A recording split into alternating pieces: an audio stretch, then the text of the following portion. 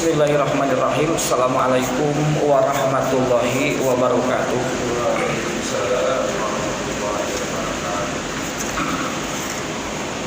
Alhamdulillahirabbil alamin wa bihi nasta'in ala umuri dunya waddin.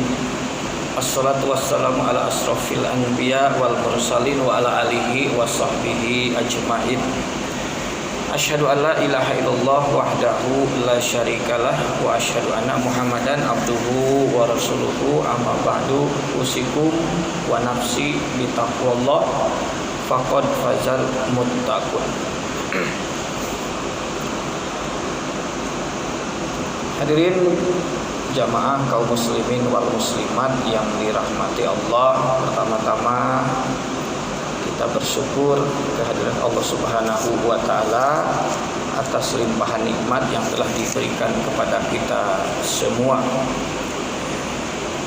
Salawat dan salam tak lupa kita sampaikan kepada Nabiullah Muhammad sallallahu alaihi wasallam, kepada keluarga, sahabat dan para pengikutnya yang setia dari awal sampai akhir, dan semoga kita termasuk di dalamnya. Amin ya Allah ya rabbal alamin. Saya ingin menyampaikan wasiat takwa. Marilah kita senantiasa meningkatkan keimanan dan ketakwaan kita kepada Allah, karena hamba Allah yang takwa itulah yang akan mendapatkan kedudukan yang mulia di sisi Allah di dunia dan di akhirat. Dan semoga kita termasuk orang-orang yang bertakwa. Amin ya rabbal alamin. Hadirin rahimakumullah, kaum muslimin wal muslimat yang dirahmati Allah. Di dalam Al-Quran, Allah Subhanahu wa ta'ala berfirman di dalam surat Az-Zumar ayat 10, A'udzubillahi minasyaitonirrajim. Qul ya ibadiyalladzina amanu ittaqu rabbakum lilladzina ahsanu fi hadhihi dunya hasanah wa ardullahi wasi'ah innama yuwaffas sabiruna ajrahum bighairi hisab. Shadaqallahul adzim. Ayat ini menegaskan perintah kepada hamba-hamba Allah yang beriman. Ya ibadiyalladzina amanu, wahai hamba-hambaku yang beriman. Jadi perintahnya adalah kul, katakanlah. Siapapun hamba Allah yang merasa beriman diminta untuk berucap, diminta untuk berkata. Kul, katakan, tegaskan. Apa isi perkataannya? Ittaqu rabbakum, bertakwalah kepada Tuhanmu. Jadi ini adalah perintah untuk menyampaikan wasiat takwa. Bukan hanya khotib atau penceramah yang selalu menyampaikan wasiat takwa, tetapi juga siapapun hamba Allah yang beriman maka agar selalu menyampaikan wasiat takwa kepada orang lain, kepada orang terdekat, kepada tetangga, masyarakat, dan kepada manusia seumumnya. Nah, itu perintah untuk menyampaikan wasiat takwa, karena memang tidak ada yang lebih penting ya, yang harus kita capai di dalam kehidupan di dunia ini kecuali untuk bertakwa. Pada kalimat berikutnya, lilladzina ahsanu fi hadhihi dunya hasanah. Bagi orang-orang yang berlaku ihsan, bagi orang-orang yang berbuat benar, berbuat baik, maka fi hadhihi dunya hasanah, di dunia ini akan mendapatkan hasanah, ya, akan mendapatkan kebaikan. Jadi hasanah seperti yang biasa kita doakan. Kita kan sering berdoa, Rabbana atina fid dunya hasanah wa fil akhirati hasanah wa qina azabannar. Ya Allah, berikan kami di dunia ini hasanah, kebaikan, dan juga kebaikan di akhirat. Jadi itu adalah doa yang selalu kita ucapkan. Kita berdoa, Rabbana atina fid dunya hasanah. Tapi apakah doa itu dikabulkan atau tidak? Sebenarnya doa itu dikabulkan atau tidak tergantung kepada Allah, ya. Apakah Allah akan mengabulkan atau tidak. Tapi yang jelas setiap doa yang diucapkan oleh hamba, Allah pasti menjawabnya, pasti memberikan jawaban. Karena Al-Quran menegaskan, ud'uni astajib lakum. Ud'uni itu berdoalah kepadaku, astajib lakum, maka aku akan memberikan jawaban kepada kalian. Astajib lakum itu bukan mengabulkan, tapi artinya memberi jawab, ya. Beda memberi jawab dengan mengabulkan. Kalau mengabulkan berarti memenuhi apa yang diminta, tapi kalau menjawab belum tentu. Hanya memberikan jawaban dari Allah. Karena kata yang digunakan astajib, istajaba, yastajibu, artinya memberi jawab. Nah, maka apa jawaban Allah terhadap doa kita? Rabbana atina fid dunya hasanah. Ini jawabannya. Ya, jadi jawabannya adalah lilladzina ahsanu fi hadhihi dunya hasanah. Orang yang berbuat ihsan, maka di dunia ini akan mendapat hasanah. Ini sebagai jawaban atas doa kita. Jadi bagaimana supaya kita bisa mendapat hasanah di dunia? Ya ini, harus menjadi alladzina ahsanu. Harus menjadi orang yang berlaku ihsan. Nah ini. Jadi ibadah itu dua arah.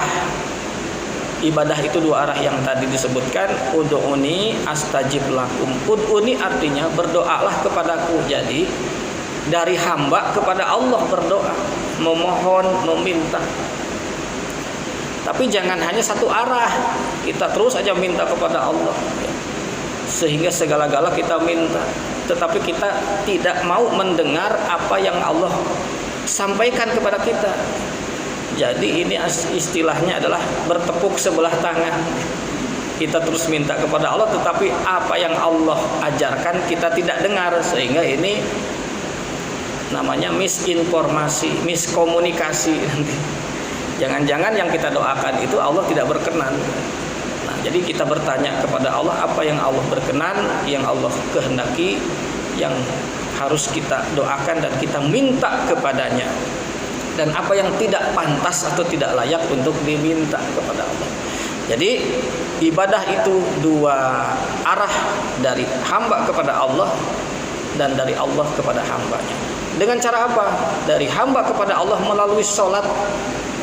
Yang selalu kita lakukan adalah pembinaan diri untuk menyadarkan diri kepada Allah. Isinya komunikasi kita ke Allah, doa kita kepada Allah. Nah sekarang dari Allah ke kita melalui apa? Yaitu Allah memberikan jawaban melalui ayat-ayat yang Allah ajarkan. Jadi dari Allah kepada kita, Allah juga menyampaikan seruan, ya, menyampaikan harapan melalui Al-Quran, sehingga ibadah itu berinti kepada baca Al-Quran dan sholat. Itulah ud'uni astajib lakum, dua arah yang kita lakukan dalam beribadah yang benar, sehingga nanti akan nyambung. Jadi ketakwaan itu puncaknya adalah ihsan, harus sampai bisa berlaku ihsan. Jadi harus sampai mencapai amal perbuatan. Itulah ittaqu rabbakum, ya. Jadi sejauh mana, sampai di mana ketakwaan itu ditentukan oleh adanya amal atau laku perbuatan. Kemudian ditegaskan kalimat berikut, wa ardullah wasi'ah, bumi Allah itu luas. Ya. Dalam hubungan apa ini bumi Allah itu luas? Nah, orang yang berbuat ihsan itu biasanya akan menghadapi berbagai tantangan, kendala, godaan untuk bisa berbuat benar dimanapun kita berada. Jadi akan berhadapan dengan hal-hal yang menghalang-halangi ya. Karena yang namanya ihsan itu hadirin itu ujian. Kan Al-Qur'an menegaskan ya, keberadaan kita di dunia ini untuk apa? Untuk diuji. Liyabluwakum ayyukum ahsanu amalanna. Untuk menguji kalian siapa di antara kalian yang mencapai sebaik-baik amal laku perbuatan. Jadi siapa di antara kamu yang ihsan. Jadi berlaku ihsan itu adalah sebuah ujian. Yang namanya ujian tidak ada istilah mudah atau gampang. Jadi kalau yang namanya gampang, mudah itu bukan ujian namanya. Ujian itu pasti ada tantangannya, ada godaannya. Mampu enggak? Bertahan tidak? Maka kita harus memanfaatkan kehidupan dunia ini untuk siap mengikuti ujian Allah. Berbuatlah yang ihsan apapun tantangannya, apapun godaannya. Itu.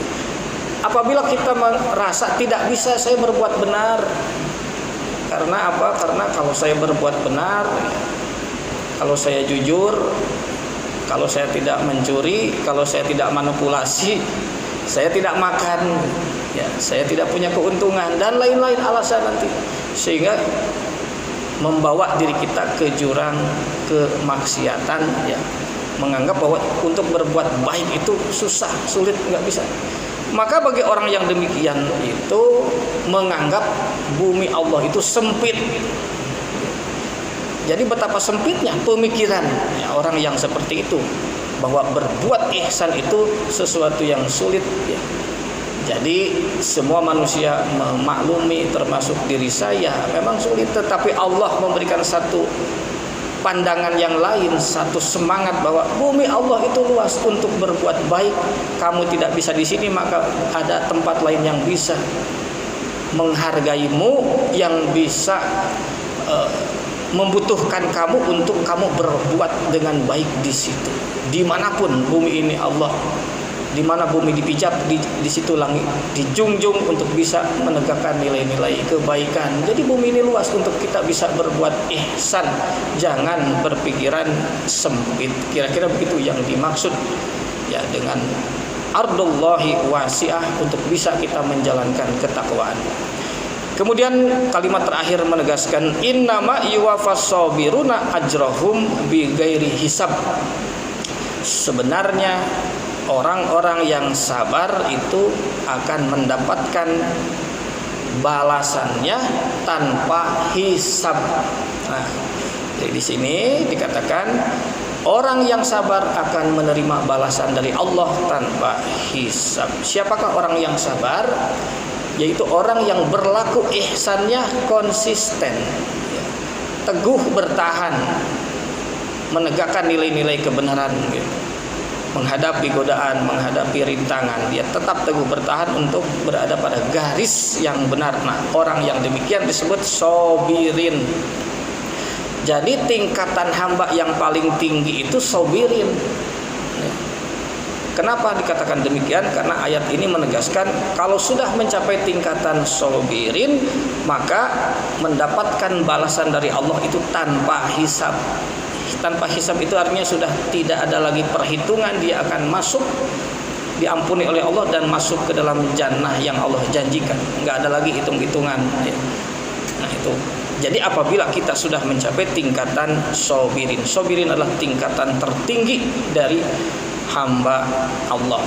Bagaimana cara untuk mencapai sobirin? Maka Allah mengajarkan pembinaannya, yaitu setiap bulan Ramadan ada puasa atau saum Ramadan. Tujuannya untuk membangun hamba Allah mencapai tingkatan sobirin. Itulah hadirin rahimakumullah kaum muslimin wal muslimat yang dirahmati Allah, yang bisa saya sampaikan mudah-mudahan bermanfaat sebagai bentuk tadabbur Quran. Mudah-mudahan bermanfaat untuk kita semua dan khususnya untuk diri saya yang menyampaikan. Kebenaran itu dari ayat-ayat Allah, kekeliruan tentunya dari diri saya sendiri. Marilah kita sama-sama berdoa, mudah-mudahan apa yang kita usahakan untuk mencapai ihsan. Jangka pendek kita adalah berbuat ihsan dalam segala hal, dan jangka panjangnya kita harus bisa mencapai tingkatan sabirin agar mendapatkan balasan penilaian dari Allah tanpa hisab. Amin ya Allah ya rabbal alamin. Allahumma gfir lil muslimina wal muslimat wal mu'minina wal mu'minat al ahya'i minhum wal amwat bi rahmatika ya arhamar rahimin. Rabbi auzi'ni an askura ni'mataka allati an'amta alayya wa ala walidayya wa an a'mala sholihan tardahu wa adkhilni bi rahmatika fi ibadikas sholihin. Rabbana la tuzigh qulubana ba'da idh hadaitana wa hab lana min ladunka rahmah innaka antal wahhab. Rabbana atina fid dunya hasanah wa fil akhirati hasanah wa qina azabannar walhamdulillahi rabbil alamin. Assalamualaikum warahmatullahi wabarakatuh.